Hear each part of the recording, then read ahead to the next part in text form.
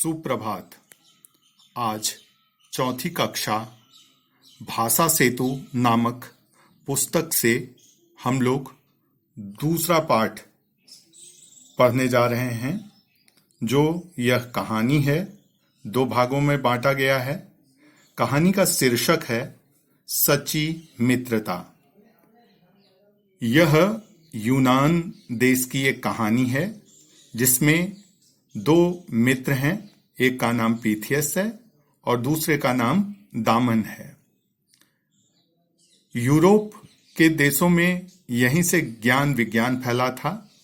अरस्तु और प्लेटो जैसे महान विद्वान उसी देश में पैदा हुए थे। एथेंस यूनान की राजधानी थी। एथेंस में दो मित्र रहते थे, पीथियस और दामन। दोनों बहादुर और नेक दिल थे। नेक दिल का अर्थ है अच्छे मन वाले, अच्छे विचार वाले थे। किसी बात पर बादशाह अर्थात वहां का राजा दामन से नाराज हो गए और उसे फांसी का दंड दे दिया। दामन ने अपनी बीवी बच्चों से मिलने के लिए एक दिन का समय मांगा, परंतु बादशाह बिना जमानत के उसे छोड़ना नहीं चाहता था। जब यह समाचार पीथियस को मिला तो वह दौड़कर अपने मित्र की सहायता के लिए राज दरबार में पहुंचा।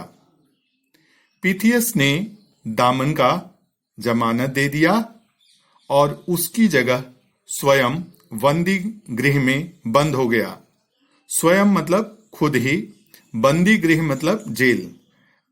पीथियस दामन की सहायता के लिए अपने आप को जेल में बंद कर लिया। उस समय ऐसा ही नियम था। दामन नियत समय पर नहीं लौटा।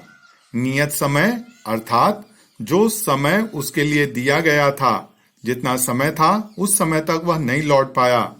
इसलिए उस समय के कानून के अनुसार पीथियस को फांसी पर चढ़ने के लिए तैयार होना पड़ा। उसने अपने मन में कहा, निश्चय ही दामन को कोई समस्या आई होगी या कोई उसके साथ दुर्घटना हुई होगी या वह बीमार हो गया है, नहीं तो वह अब तक अवश्य पहुंच जाता। ज्यों ही पीथियस फांसी के तख्ते पर चढ़ने को तैयार हुआ, दामन घोड़ा दौड़ाता हुआ वहां आ पहुंचा। उसका पहला घोड़ा पहुंचने से पहले ही थक कर मर गया था। दूसरा घोड़ा खोजने में बहुत समय लग रहा था। बड़ी मुश्किल से उसे एक साधारण घोड़ा मिला जिस पर चढ़कर वह फांसी की जगह पर ठीक समय पर पहुंच गया, परंतु वह ऐसा नहीं चाहता था कि उसके मित्र को फांसी पर चढ़ाया जाए। यह कहानी दो भाग में है।